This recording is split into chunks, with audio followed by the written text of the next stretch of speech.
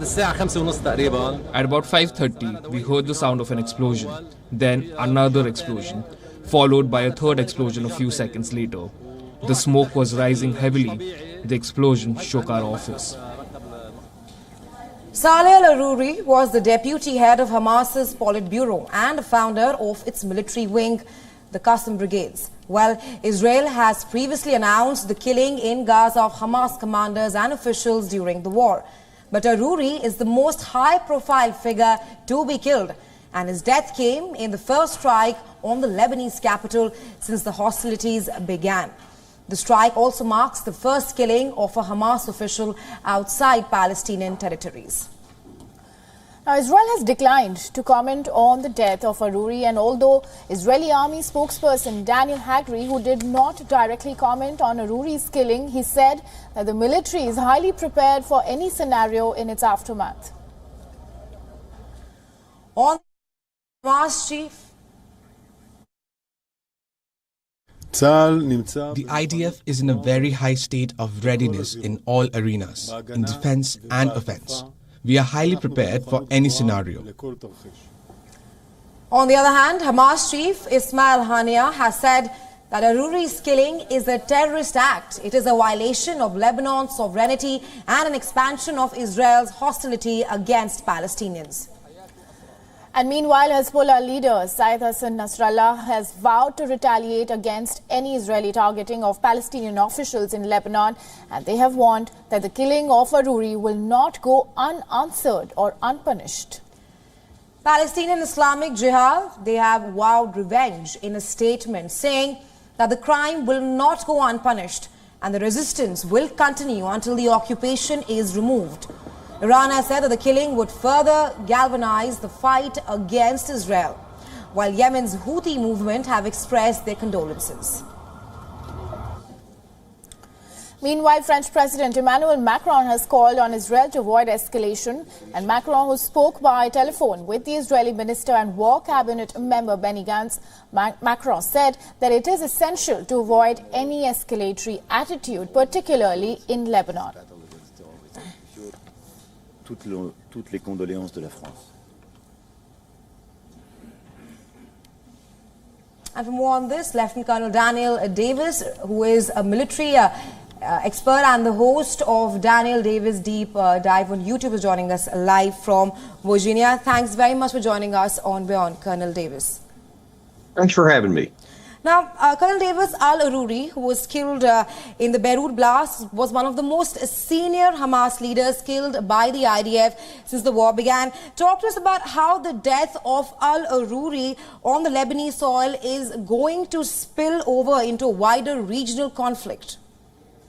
Well, everything depends on what happens next. It seems almost impossible to suggest that Hassan Nasrallah won't retaliate as he said he did. He had actually made some statements about that during the summer, that if Israel assassinated any member of the so-called axis of resistance on Lebanese soil, they would retaliate. And the fact that this was not just in Lebanon, but in the heart of the capital city, I just can't imagine that they're going to let that go without some kind of response. And what happens next, if they have some kind of a response deep into Israel, and if it's some big kind of a strike, you can't imagine that Israel would also not retaliate again, only stronger after that. And of course, every time you get on the escalation rungs of that ladder, you get a chance for this to explode into a much larger war. And then you have the potential for Iran to come into this on the side of Hezbollah if it gets that far. And we've already got issues. I think you said a minute ago in the Red Sea, we have issues in the Iraq and in Syria,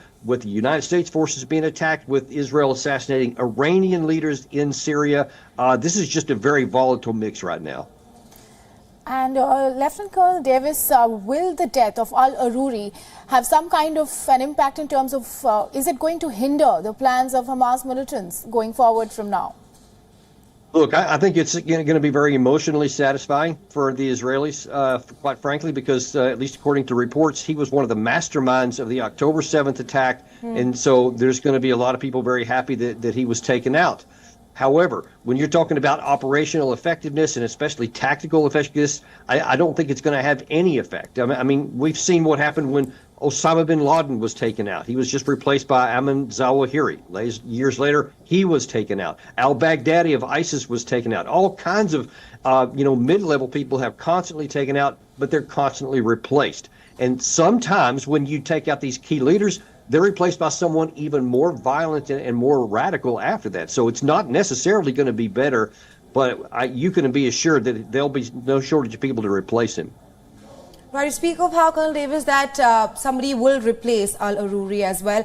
But at this moment, Netanyahu has clearly emphasized on how one of the key strategies of Israel at the moment is to eliminate Hamas and the Hamas leaders as well. Shed some light on Israel's strategy at the moment. We saw the IDF withdrawing its troops from Gaza yesterday, and now the Beirut airstrike. What is Israel's trajectory going forward? Look, Israel's getting into a tough spot because this is not like all their other wars in the past, which were relatively short and limited in scope. This one is much larger, and Israeli officials are saying earlier this afternoon that they expect that this is going to be, throughout the next year. They say all of 2024 probably. But they have domestic issues as well because this whole judicial ruling against Netanyahu is causing a lot of division within Israel. He's facing pressure from the family members of the people that are still hostage in the Gaza Strip.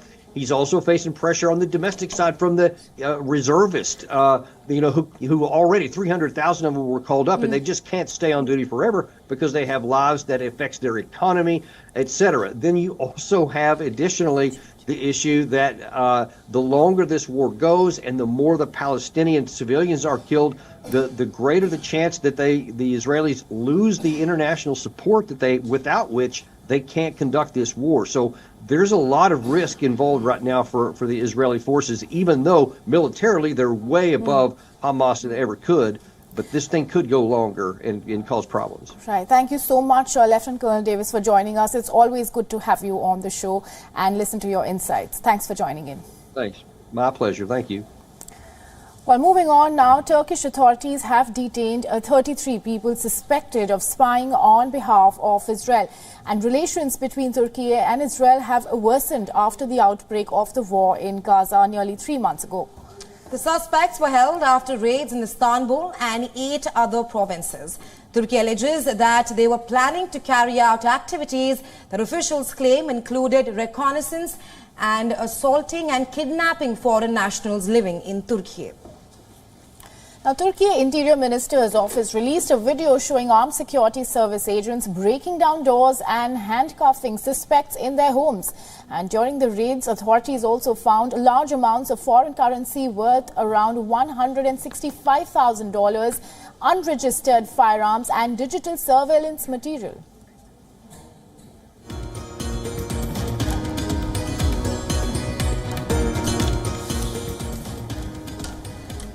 Turkey's Interior Minister added that authorities are still searching for 13 other people they are believed to have links with Israel's Mossad intelligence service. Now, Turkey, unlike most of its Western allies and sub-Arab nations, does not classify Hamas as a terrorist organization. In fact, last month, Turkish officials warned Israel of serious consequences, and if it tried to hunt down members of the militant group Hamas living outside Palestinian territories, including in Turkey. President Recep Tayyip Erdogan has warned that this would be a big mistake. Well, the ruling Islamic Conservative Party, AKP, also led tens of thousands of demonstrators on the streets of Istanbul on Monday for one of Turkey's biggest anti-Israel rallies.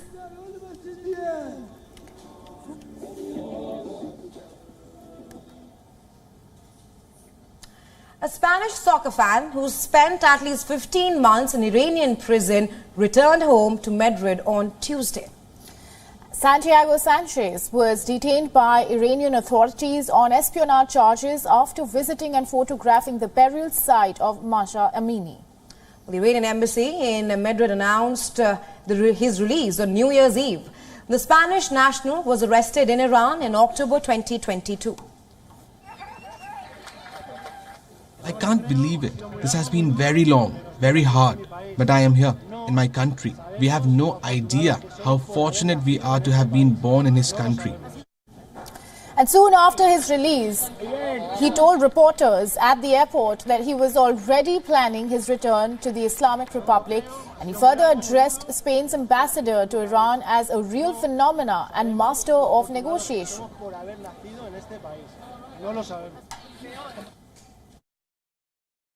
15 months with a possible death sentence, eating my fingers with many things, but I keep that to myself. Because keeping hatred and resentment is not good. I have realized that in life, you have to unlearn many things. Corridor was last heard of in the beginning of October 2022 when he sent his friends a picture of himself on the Iraq-Iran border with the caption, "Entry to Iran." Well, his detention coincided with massive demonstrations in Iran. Iran's embassy in Spain said that his release took place within the framework of friendly and historical relations between the two countries and in compliance with the laws of Iran.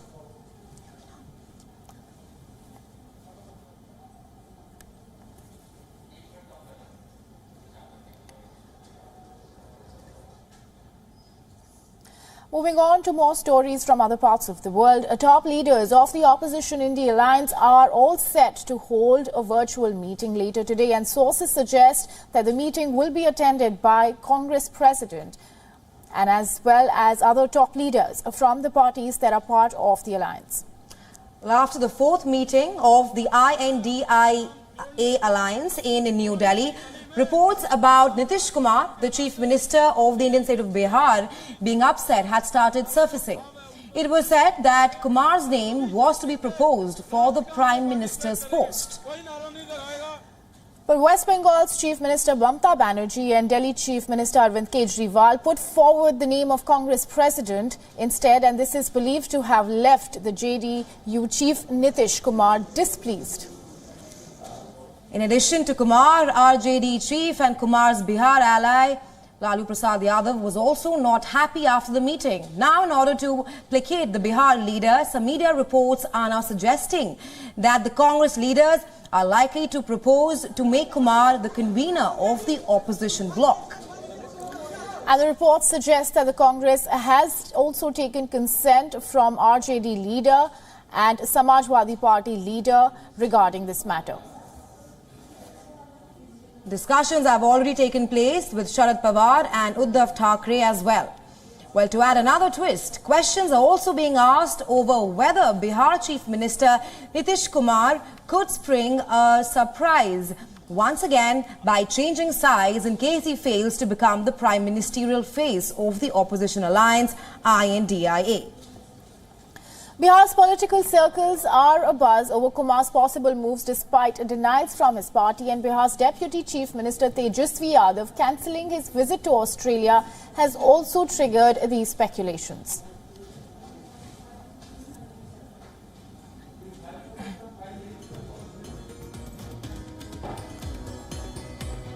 Well, now it's time for a quick break. But don't go anywhere. On the other side of World DNA, we will bring you the biggest updates from all around the globe. On the other side, in the third day of its renewed attacks, Russia on Tuesday rained missiles on prominent Ukrainian cities. Hundreds of missiles and drones struck the capital Kiev and Kharkiv, causing widespread damage. At least 5 civilians have been killed.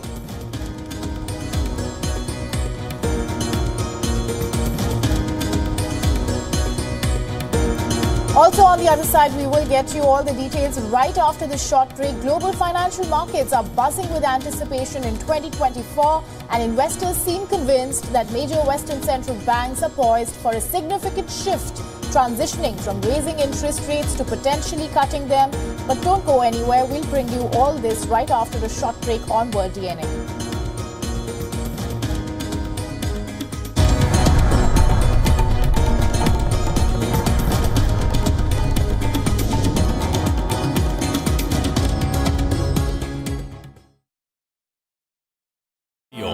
India's global voice, the channel that brings you the biggest stories from across the world through India's lens.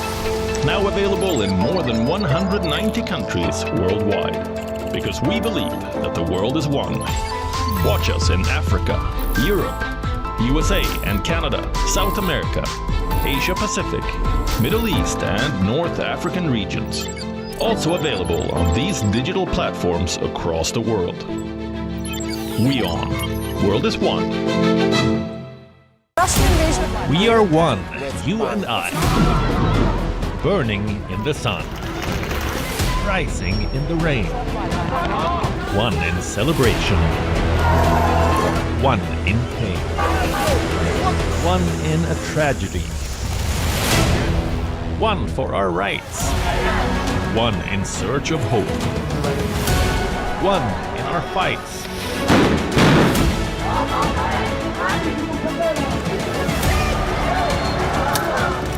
One beyond borders. One beyond our race. This could be one in the face of adversity. We are one, you and I, and it's our right to know how and why. WION, you are more connected than you know.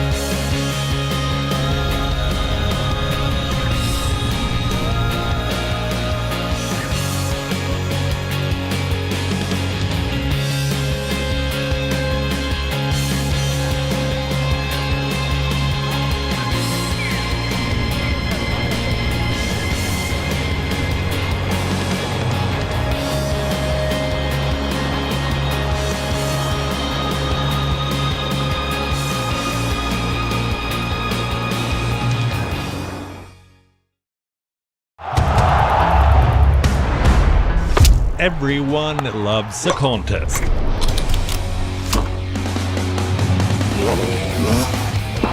But sport isn't just about victory and defeat. When the GOATs in sport speak, you hear it first on WION. You have to play good cricket over a period of time. I actually pushed myself right out of the damn tournament. We go beyond the stats. Our stories are quoted the world over. At WION, sport is part of our DNA. Come, join us on this journey. Weekdays 6:30 p.m. IST, 1 p.m. GMT.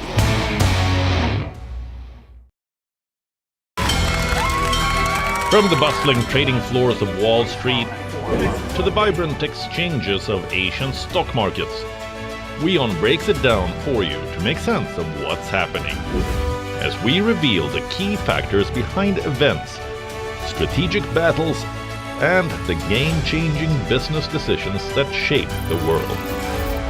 We bring you all of this and more on World Business Watch.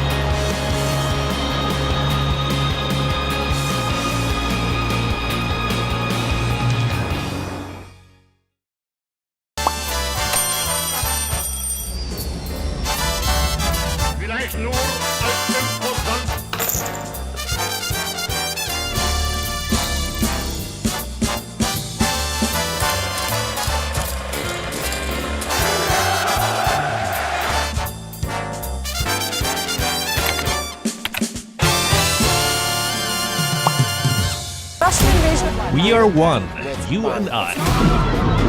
Burning in the sun. Rising in the rain. one in celebration, one in pain, one in a tragedy, one for our rights, one in search of hope, one in our fights.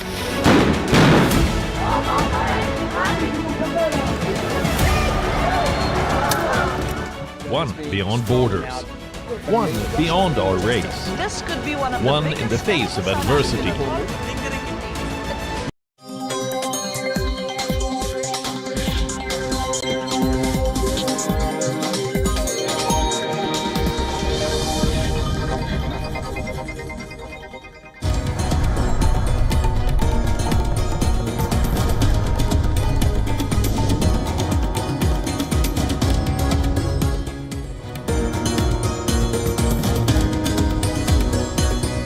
Welcome back. You're watching World DNA with me, Raisha Sehgal and Aditi Singh. And here on the show, we were discussing the ongoing Israel-Hamas war and the repercussions and the significance of the death of Hamas leader al-Saruri. And he is one of the most senior Hamas leader who has been killed in the Beirut airstrike.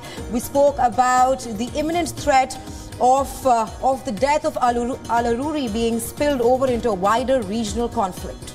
And while we get you all this, let's take a look at the top headlines that we are tracking right now.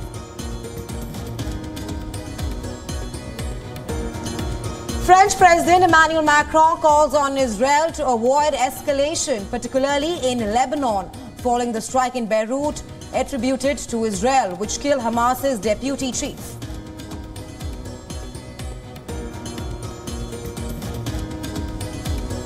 Former U.S. President Donald Trump appeals a ruling by Maine Secretary of State barring him from the state's 2024 ballot over his role in January 6, 2021 attack on the U.S. Capitol.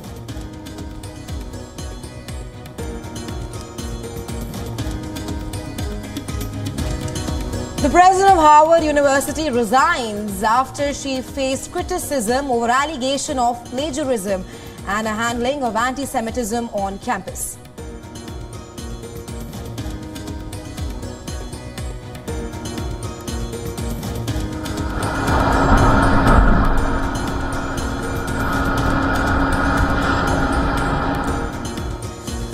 People aboard a Japan Coast Guard aircraft die when it hits a Japan Airlines passenger plane on the ground in a fiery collision at Tokyo's airport.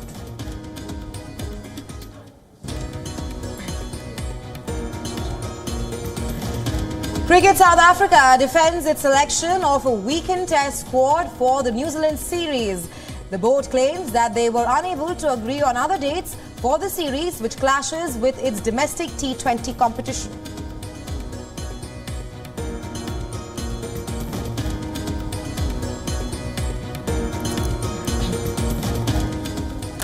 And we begin with a top focus right now. Former U.S. President Donald Trump has appealed the decision by the state of Maine to keep him out of the presidential primary ballot. A top election official in Maine had accused Trump of inciting the January 6th Capitol rioters and barred him from running for presidency. And Trump's attorneys urged the Maine Superior Court to dismiss the ruling by Maine Secretary of State, who is a Democrat, and Trump called her Bellows a biased decision maker who acted in an quote-unquote arbitrary manner. Now, Trump also argued in the filing that Bellows failed to provide lawful due process and made multiple errors of law. Maine last week joined Colorado in barring Trump from appearing on the primary ballot. Trump is facing similar 14th Amendment challenges to his candidacy in other states. The 14th Amendment bars a person from holding public office if they engage in insurrection or rebellion. And Trump is expected to appeal the ruling by the Colorado Supreme Court directly to the U.S. Supreme Court. Well, courts in Minnesota and Michigan recently ruled that Trump should stay on the ballot in those states. And the Republican frontrunner Donald Trump is scheduled to go on trial in Washington in March this year for conspiring to overturn the results of the 2020 election that was won by Democrat Joe Biden. He also faces racketeering charges in Georgia for allegedly conspiring to upend the election results in the southern state. And for more on this, our correspondent Susan Tharani sends this report on the legal steps Trump can take here on. Take a look. Former President Donald Trump's legal team is appealing a ruling in the state of Maine to keep him off the primary ballot there. In their appeal, the former president's legal team said that the Secretary of State of Maine has no legal standing and is biased, and that the former president did not engage in insurrection. The former president's legal team is expected to appeal a similar case regarding the state of Colorado to the U.S. Supreme Court. The Maine case is being appealed in the state court. There are more than a dozen cases pending like these against the former president in different states. It's not clear which way those decisions will sway. The Supreme Court will likely get involved in one of a handful of cases regarding the former president. Now, Susan further elucidates on the Democrats' reaction to this listening. Democrats are saying that Maine and Colorado got it right based on the plain reading of the 14th Amendment, and that the former president disqualified himself for 2024 when he did not accept the results of the previous election cycle. However, other Democrats, like California Governor Gavin Newsom, say that Donald Trump should be beat at the ballot box and not in court and cases against him like these. Former Attorney General Bill Barr, who was appointed as Attorney General by the former president, said that while he does not agree that Donald Trump should be the next president, he also does not think that these legalities have any merit. And shifting focus to our continuous coverage of the Ukraine-Russia war. In the latest, Ukraine and Russia have renewed blows on the front line. Little is changing on the ground in Ukraine as the second anniversary of Russia's invasion approaches. Where hundreds of missiles and drones struck the capital Kyiv and Kharkiv on Tuesday, causing widespread damage, and at least 5 civilians were killed and dozens were reported wounded. In retaliation, Ukrainian missiles killed at least 1 man and injured at least 7 in Belgorod, which is near Russia's border with Ukraine.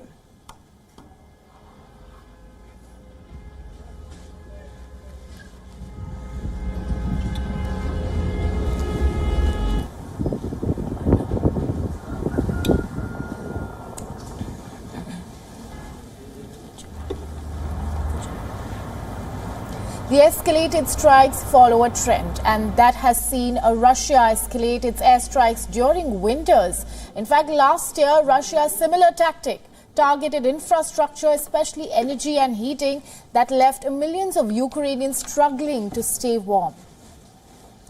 On the third day of airstrikes since New Year's Eve, Ukrainian officials said that Russia fired at least 99 missiles. It claimed that it shot down 72 of them. Ukraine's defense minister also claimed that Moscow was intentionally targeting residential areas. Дорогі українці, українки, 2 січня 24 року знову удар російських нелюдей. Dear Ukrainians, on January 2, 2024, there were once again strikes from the Russian non-humans. They used almost 100 missiles of different kinds. At least 70 missiles were shot down, almost 60 of them in the Kiev area. There also were brutal strikes on Kharkiv. Врятувала вже щонайменше сотні життів, а за кожне забране життя Росія відповідатиме. Слава Україні!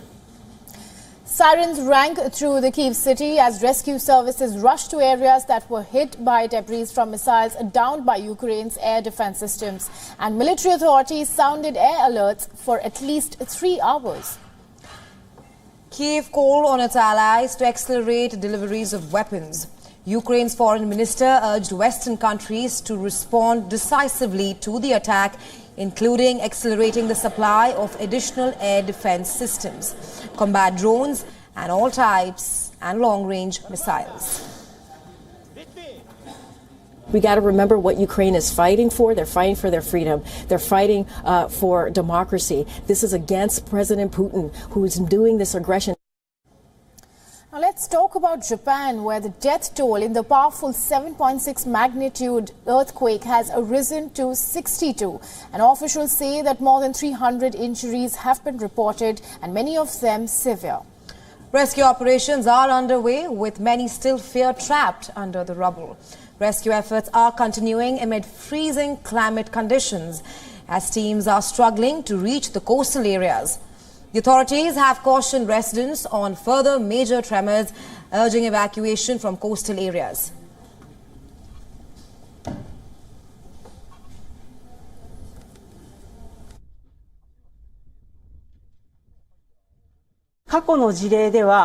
From past examples, the likelihood that similar earthquakes will occur following a large earthquake is 10 or 20%. Therefore, please be cautious of earthquakes up to 7 magnitudes in areas where powerful tremors took place for up to a week. Japanese Prime Minister Fumio Kishida says that the scale of devastation is now becoming increasingly clear, and around 200 tremors have been detected since the quake first hit Japan's Ishikawa prefecture on Monday.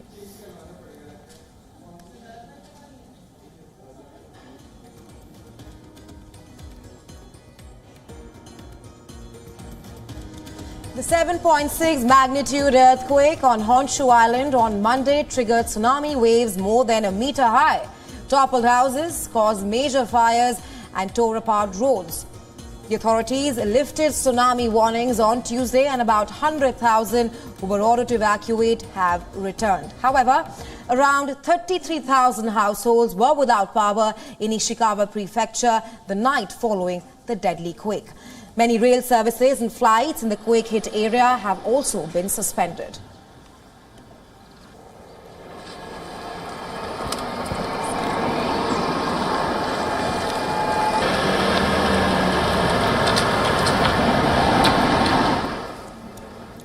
And now it's time to take a quick look at some of the major news from the world of technology.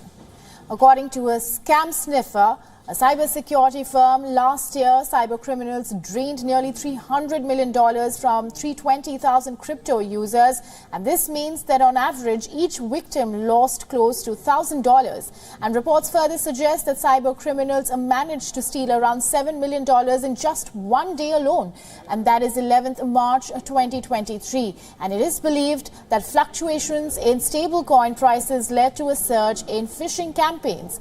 And for instance, in many cases, cyber crooks impersonated websites like Circle to trick investors into revealing the access credentials of their crypto wallets. And not just that. In fact, during the research, it was discovered that the scammers published paid Google search and X ads despite Google and X's advertising limits as well. Meanwhile, Scam Sniffer, the cybersecurity firm, have revealed that they discovered 145,000 fraudulent crypto sites in 2023 and added nearly 100,000 malicious domains to its blacklist. And talking about the Indian tech sector, Vodafone India has denied that they are in talks with Elon Musk's Starlink.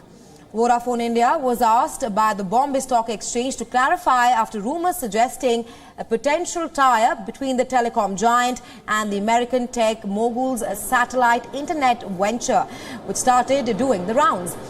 Earlier reports indicated a possible move by the government of India to offload its 33% stake in Vodafone Idea to Elon Musk's Starlink.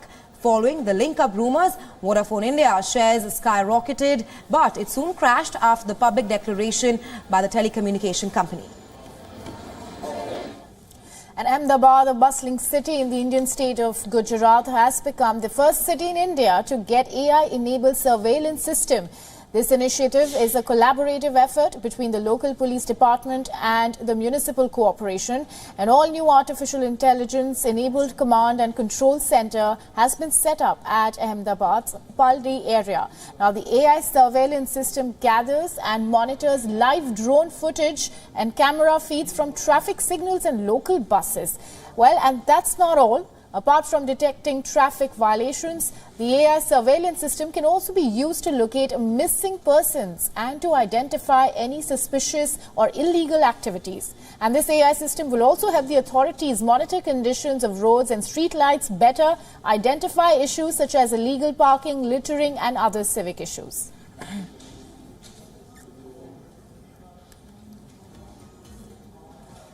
On the world of business now, global financial markets are buzzing with anticipation in 2024. Investors seem convinced that major Western central banks are poised for a significant shift.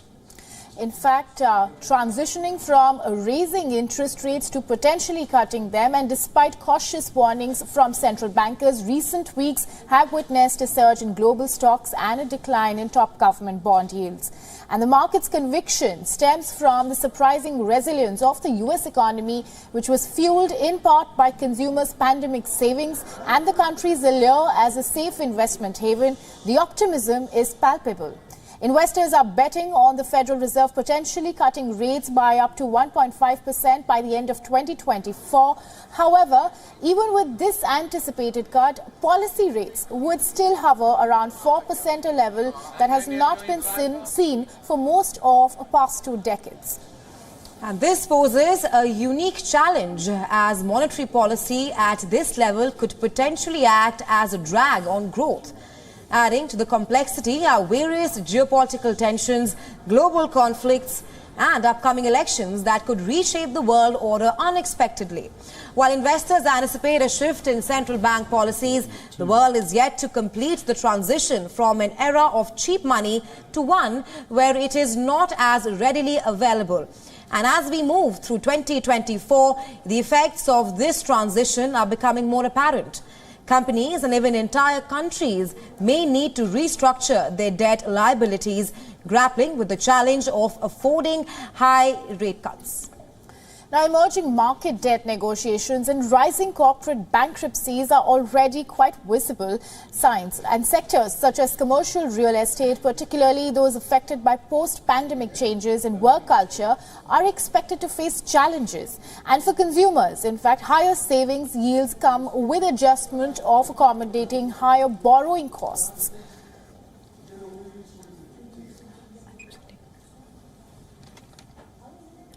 And moving on, India shines as the global leader in affordable telecommunications, boasting the world's lowest tariffs. And this is despite a doubling since 2017. Indian mobile data costs just $2 per month on average.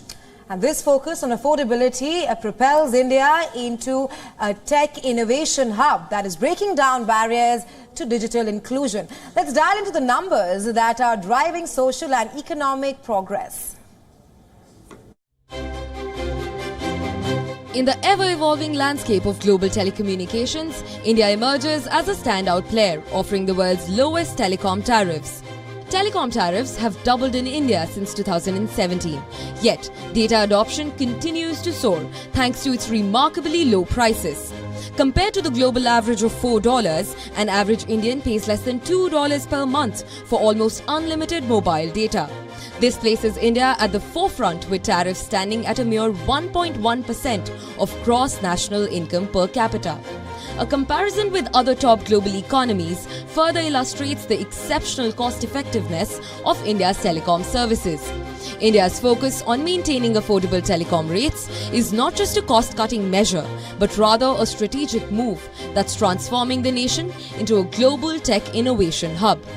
This low-cost advantage has spurred a dynamic digital ecosystem, fostering innovation, entrepreneurship, and a thriving startup culture. Entrepreneurs and developers can experiment and launch new ideas without the burden of exorbitant connectivity costs, propelling India's digital ambitions forward. Moreover, India's commitment to affordable data has profound social implications. It acts as a catalyst for digital inclusion, breaking down economic barriers and empowering millions who were previously excluded from the online world. This inclusivity paves the way for active participation in the digital economy, creating new opportunities and driving social and economic progress.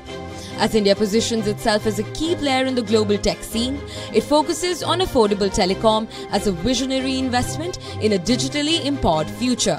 The nation's telecom strategy not only ensures that data flows freely, but also guarantees that it does so at a price accessible to all, reinforcing India's role as a trailblazer in the world of connectivity. Bureau Report, WION World is One. And now let's get you some stories from the world of sports. India's wait for a maiden test series win in South Africa continued following an embarrassing loss in the first test against the Proteas last week. And Rohit Sharma's men are aiming to avoid a whitewash when the two sides meet in the second match of the two-test series in Cape Town. Well, India capitulated inside 3 days in Centurion. Barring KL Rahul and Virat Kohli, none of the batters fired and the bowling unit lacked sting throughout the match. India lost by an innings and 32 runs and slipped to the 6th position in the 19 World Test Championship points table, while India will be desperate to kickstart 2024 with a win. But it is easier said than done at Newlands, where the visitors have lost 4 of their previous 6 matches. And in Cape Town, India will need to get their combination right. Yes, now India fielded 4 pacers in Centurion with Prasidh Krishna making his test debut, but he failed to make the most of this opportunity, and as did Shardul Thakur. Now India have added Avesh Khan to squad in place of Mohammad Shami, who is currently nursing an ankle injury, and he could get a look in. And India could also be tempted to draft in all-rounder Ravindra